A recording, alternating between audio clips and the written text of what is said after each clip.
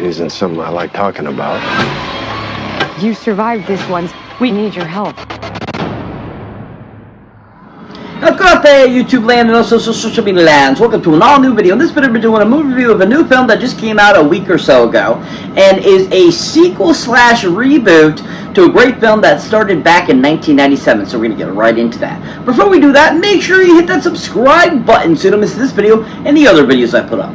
As always, people, if you enjoy my content here on YouTube, definitely check out the other social media platforms, such as X, Instagram, TikTok, Patreon, Threads.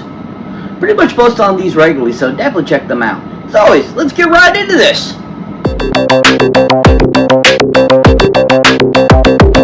So welcome one and all to an all new video. So like I was saying before, we're doing a movie review of a new film that just came out about a couple weeks ago, and is a sequel/reboot to a great film that started back in 1997 called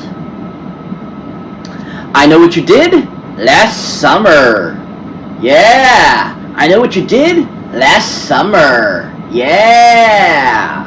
So this I Know What You Did Last Summer is considered a sequel, or as they call it, a legacy sequel, and also kind of a soft reboot of the franchise that started back in 1997 with I Know What You Did Last Summer, and then of course I Still Know What You Did Last Summer in 98, and then there was the third film in the series, which was kind of correlated, but I don't feel it really was as good as those first two.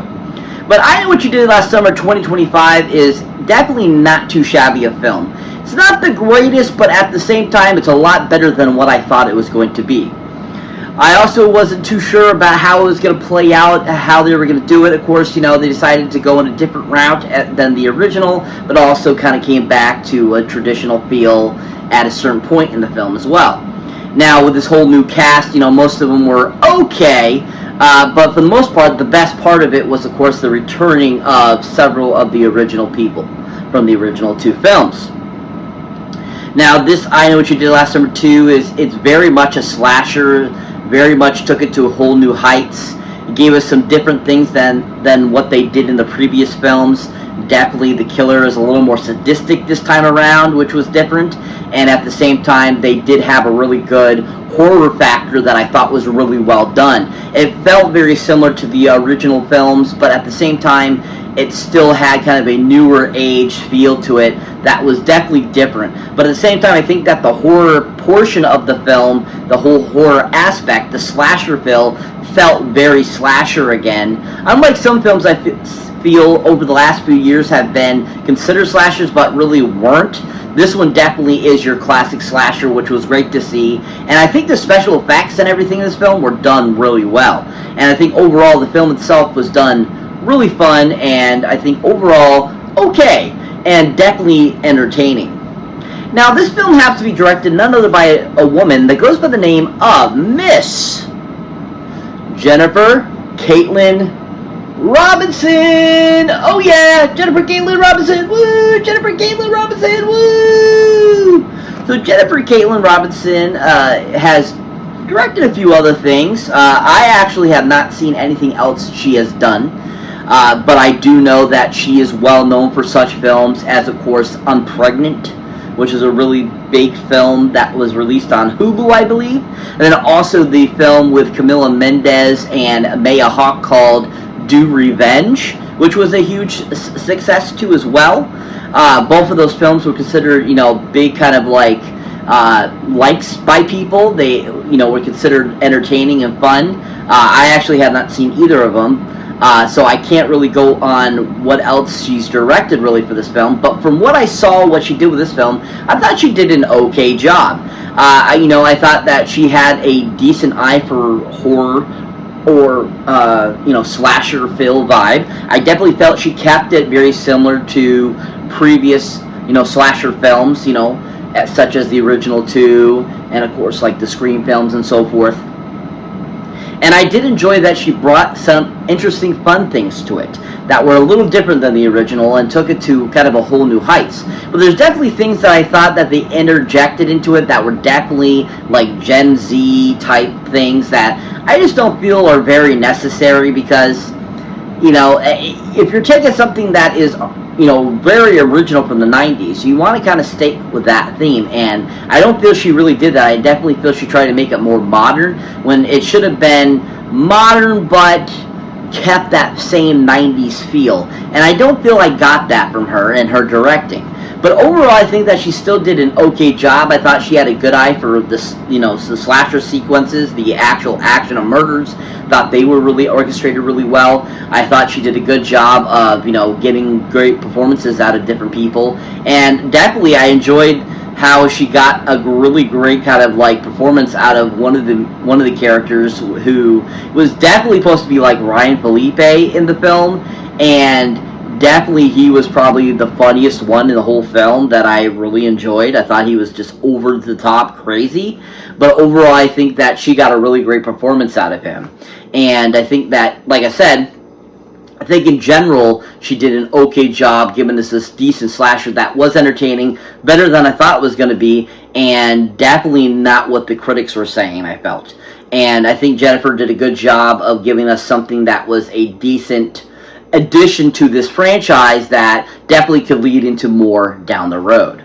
So like I said, I have not seen anything else of hers. I think that overall she's an okay director. She did a decent job, and I think that this was, a really great kind of start for her in the horror world. If you haven't seen anything Jennifer Caitlin Robinson has directed, go check out I Know What You Did Last Summer in theaters. She did a pretty decent job. So this movie has several returning people from the original film, and lots of great mentions of original people from the first film and second film, which I thought was really interesting. And at the same time, we also had a huge cast of new people that, I thought overall were okay. I definitely don't feel I got the same vibe as I did from the original films with the actors from that. I think they were just better actors, and I think overall these new people weren't anything that I thought were like, oh my gosh, they were just fantastic, that type of deal. But definitely one of them stood out, and I think she did a decent job. But overall, I think majority of them were, pretty much basic just to get in there and give you a kind of a new generation of new survivors or new victims and stuff like that. But there's definitely people in this that I always enjoy to watch, and I think it's great to see them again. And I think that some you're like, holy crap, I haven't seen that person in forever. So it was really great to see this great ensemble cast that, in its parts were good, and some just I was like, they're okay. But to start us off is none other than a returning member from the original films, who we all know as, Miss Head Honcho, Miss, survivor number one of the original films, and that of course is Miss Jennifer Love Hewitt. Oh yeah, Jennifer Love Hewitt. Woo, Jennifer Love Hewitt, yeah! So Jennifer Love Hewitt you might recognize, of course, over the years from several films that she's done. Of course, the I Know What You Did Last Summer. She was in the Horse Whisperer show. She was also in the Tuxedo and so many other things. She dated Jamie Kennedy for a while. And, she was a really big late 90s star. Mid to late 90s, I think, was her big peak era, and probably into the early 2000s. And, Jennifer Love Hewitt's fun to see. It's funny how she's kept herself, busy over the years. She's been in a lot of TV shows over the years, and she's always fun to watch. She's pretty much always the same in every film I see her in, and I think that overall her characters are always just very blasé. But overall, she is not a horrible actress, but she definitely has a better vibe than these newer age actors and actresses that definitely they could take something from her. But I thought in I Know What You Did Last Summer, she did an okay job. It wasn't the hugest part. I was expecting to see more of her in the film, but it was pretty basic to what you saw in the previews. It was pretty short, pretty to the point, and kind of like showing kind of like the passing of the mantle type of deal. Whereas, by the time you get to the end, it's kind of like, nah, they're kind of going in another direction, I feel, and kind of, bringing it on to a whole new portion or whatever. And I thought that was kind of interesting that they had her in, like, basically throughout the film in very small increments. Even though I feel like she really was kind of like the mainstay of the original films, and they really try to focus on these other two girls to be the new mainstay, but I don't think it locked as good as it did with Jennifer Love Hewitt. And I think that she kind of got axed a little bit in this, and that's too bad, because I think having to get to see her more and more of her dealing with it, I think it would have been better and made the film even more enjoyable. And I think Jennifer Love Hewitt has a lot of great value to her acting too. From what I've seen in certain films, I really enjoy her in, and I think that she was given a disservice and didn't really get to shine more than she could have in this film. It just made her kind of out to be like, I don't know, for me it seemed like she was just a evil bitch is basically how they made her out to be, I felt. And like she was like indecisive and all this kind of stuff, and not like what she was in the original series. And I just felt that that was bad writing. But overall, I still think that, with what she was given, she did a decent job. Now, if you haven't seen Jennifer Love Hewitt in anything, definitely a great film to check her out in is a great film that came out in 1996 called House Arrest. Yeah! House Arrest. Yeah! This is one of my all-time favorite roles of her. I love her in this film with this great ensemble cast of young actors at the time, and then just a great ensemble of other actors and actresses at the time. Jamie Lee Curtis, Kevin Pollak, Chris McDonald, Jennifer Tilly, Wallace Shawn. I mean, so many great people. And she just was, freaking awesome in this film. I loved her. I thought it really shined her, like, kind of quirky, comedy, and then also her, funness and just really enjoyable, like teenage angst type of person. And I just think that she really shined in it because she was just really, I felt very just playing herself, really. And I think it was very awesome and just very fun. And I think it really showed her kind of her talent of how she can be really fun and a decent actress. And at the same time, I think she had some really great lines in the film, too, that really shined her ability to, go from kind of like serious to kind of being a kiddish or even being a little comedic. And I think it shined in that film. If you haven't seen Jennifer Love Hewitt in anything, definitely check her out in House Arrest. She was really fantastic in it. But overall, I thought she was really decent, and I Know What You Did Last Summer, I think she did an okay job, and I thought overall it was just a really well done performance for as little part as it was. And I think that it was a decent entry and decent portion in this film. If you haven't seen her recently, I think go check her out in I Know What You Did Last Summer. She did a really great job.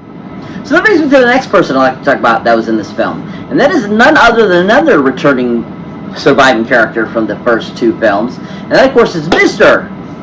Freddie Prinze Jr. Oh, yeah! Freddie Prinze Jr. Woo! Freddie Prinze Jr. Yeah! Absolutely love Freddie Prinze Jr. From, of course, She's All That to several other things he's been in over the years. He's just a really great talent. I always enjoy him. I think he does a great job. I think he's a decent actor. And I think that, pretty much any character he plays, it's usually pretty on point. And, I mean, pretty similar acting every time. But overall, I think that he's fun and does a really great job. I think he has a really great eye for comedy. And I wish he would do more comedy because he's really good at it, as we saw in some films in the past. And I think that overall he's just kind of an interesting character, too, that really brings to life his characters and usually is pretty decent. And, of course, he's probably known as a heartthrob back in the late 90s or to mid-90s, early 2000s. A lot of people were like, oh, Freddie Prinze and stuff like that. And, it was fun to see him again, and now so much more mature and older. And I really like that, his characterization of playing, once again, Ray, and how he's changed since the last time we saw him, and how different he is, and how you can tell that he's definitely has changed, that he's not the same person we last saw in I Still Know What You Did Last Summer. And I enjoyed that he really changed his arc and did a different thing. But at the same time, I still think they did him dirty in the film by making him out to be, spoilers ahead, a bad guy. I was really shocked by that. I was like, are you serious? You're having one of the main survivors become a bad guy? I'm like, holy shit, this is stupid. And I just think that did a disservice to his character of Ray in the previous two films by having that out. And that him being helping or accomplice, or him being the main ringleader and having an accomplice, I just thought was kind of dumb. And that really put not made his character any better and didn't really assist his character in making a decent kind of evolution of his character. And I thought that was too bad, because there was so much more potential to that, and they could have done something better, that I feel, and not gone that route. And it's too bad because I think they had so many other choices they could have gone with, and going and leaning on that I felt was kind of like the easy way out. And that's too bad for Freddy, because Freddy really is a shining actor, and I feel it was a dirty service to him, making him out to be one of the bad guys. But overall, I still enjoyed what he brought to the film. I really liked him. I thought, once again, he played a really pivotal role. It was really on point and really kind of different than his previous version of Ray. And it was nice to see him kind of evolve that character a little bit in a better direction. And I did enjoy that he was brought back to play in the film and given a chance to kind of evolve, or show kind of where Ray is at after almost 30 years. Now, if you haven't seen Freddie Prinze Jr. or anything, definitely a great film to check him out, and it's just a really fun film. I absolutely love it, and I think this film really shows his comedy chops. And that, of course, is the film called Scooby-Doo! Yeah! Scooby-Doo! Yeah! Absolutely love him in Scooby-Doo. He's so fantastic and fun. I love him as Fred. I think he was a perfect Fred. And I absolutely love the comedy he brought to the character, and he had some great liners in that film. And I think it really showed how talented Freddie Prinze Jr. is, and that he has some of his dad's comedic chops. And I think that it's overlooked at how good his performance is in that film, because it's considered a family kind of comedy film, and that it's not like a drama or something like that. And I don't think he gets enough credit for how fun he was as Fred in that film, and how good he just was at portraying that character. And I think it really shines his acting ability in that film. If you haven't seen Freddie Prinze Jr., I think definitely check him out in Scooby-Doo. He was really fantastic in it. But overall, he was a great addition to this film. It was great to see him again play his character of Ray. And I still think that there could have been so much more done with the character and better things, instead of making him just out to be a bad guy. But overall, I still enjoyed Freddy in this film, and I think he still did a decent job. If you haven't seen Freddie Prinze Jr. anything recently, go check him out on I Know What You Did Last Summer. He did a pretty decent job.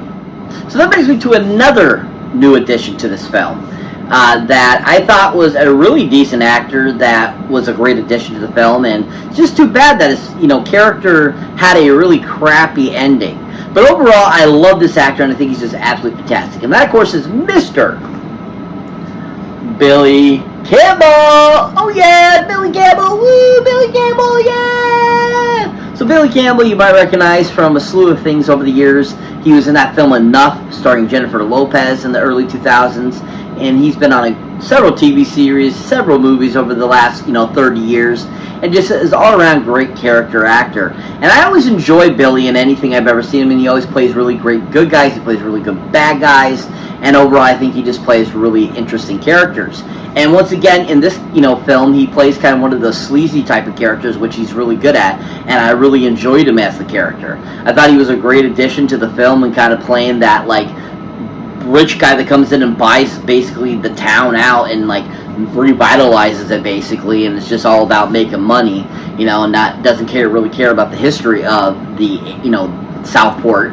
And he just plays that character so well, and he plays off being being the father of one of the new main characters. Also, I thought that was kind of an interesting little thing too. But Billy is just so great at playing his character in this. He was really on point. I really enjoyed him, and I thought just overall he was a great addition to the film. I mean, some of his scenes I thought were really interesting, and I think that he just played it really well. But at the same time, I think the most pivotal role is when he finds his son, stabbed and everything like that, and the emotion he evokes at that scene, I thought was really amazing. That was on point and so freaking well done by Billy, and you really felt his emotion, and I just thought that was so amazing and so well constructed and acted by him that you really felt like he was really upset. And that just shows how great of an actor Billy Campbell is and how amazing he is at his craft. Now, if you haven't seen anything Billy Campbell has been in, a great film to check him out in is a great 1991 film that is probably one of Disney's best films. And that, of course, is a film called The Rocketeer. Yeah! The Rocketeer.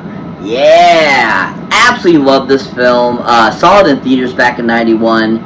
And Billy was so awesome as the Rocketeer.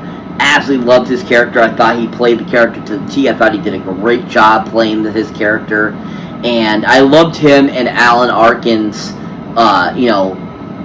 vibes and stuff like that. They worked so well off of each other. And he just was so fun, and he was so charismatic and all this kind of stuff. And I loved his relationship with Jennifer Connelly, who, at the time, Jennifer Connelly was so goddamn gorgeous.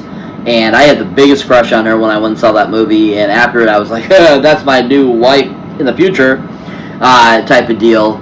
And she just was so much fun in it. But her and Billy Campbell's chemistry, I thought, was really on point, too, as well. It felt really natural. It felt really well done. And I think that really shows Billy Campbell's talent at being a decent actor. And I think that he played such a great, good guy in that. When the first time I saw him as a bad guy, I was, like, totally blown away. And he really shined as the Rocketeer. And just as the character of, his character in the film. And I think, one of the greatest parts about that film is his dynamics with having to fight Timothy Dalton in that film. And, how good of a bad guy Timothy Dalton was. Billy really was able to shine and really keep himself a star in battling Timothy Dalton, who was such a well-known actor and stuff like that, who really kicks butt too as well. And they worked so well together and really meshed and really shined Billy's talent. If you haven't seen Billy Campbell, definitely check him out on The Rocketeer. He was absolutely phenomenal. But overall, I really enjoyed Billy, and I Know What You Did Last Summer. I thought he was a great addition to the cast and a great character. And overall, I think he was just a really great, character in the film. If you haven't seen Billy Campbell recently, go check him out in I Know What You Did Last Summer. I thought he was really superb. So that brings me to the final actress I like to talk about that was in this film. And that is none other one of the new members of the team of new people that I think really shined out of everyone. And that, of course, is Miss Madeline Klein. Oh, yeah, Madeline Klein. Woo, Madeline Klein, yeah. Madeline Klein is awesome. I think she's a decent actress. She's gorgeous, but at the same time, I think she can really act. She's kind of a Sydney Sweeney, I feel, who, is gorgeous, but at the same time has some really decent acting chops. And I feel down the road we're going to see more of Madeline Klein and things, and she's going to really shine and really show her acting ability as we go along. And I think that she was probably my favorite, character besides the one jock guy that was supposed to be like Ryan Felipe in the film that really outshined everyone. And her comedy was really decent, and I enjoyed it. I like how she was like complaining the whole time and acting like, oh my god, this kind of stuff, And it was just so freaking funny, and Madeline was so good at it and did a really great job. And I think that overall she just really shined out of everyone and gave us a really decent performance that it felt very acted, it felt very refined, it felt like she was that character, and I think she did a really good job. Now, if you haven't seen Madeline Klein anything, definitely a great film to check her out in. And one of the first films I ever saw her in was a great film that came out a couple years ago called Glass Onion, A Knife's Tale Mystery, yeah. Glass Onion, A Knife Out Mystery, yeah. So Glass Onion, which is the second film in the Knives Out series, is, direct to Netflix, of course, came out a few years ago, and she actually plays Dave Bautista's love interest in the film, and she was absolutely dynamic in this film. I absolutely loved her. I thought she was fantastic as a character. I thought that, she did a great job of being, this kind of character and everything like that, and how she reacted to everything, and I just really enjoyed her in it because I thought that she had something that was a little different than everyone in the film, and I think she acted really well, and I think that she really shined with her dramatic ability in the film. But at the same time, I like that she played like that very naive young, actress type of character that, was kind of like, yeah, I might be cheating on him, but I didn't kill him type of deal, was really well done. And I think that she really shined in the film and gave us a really knockout performance.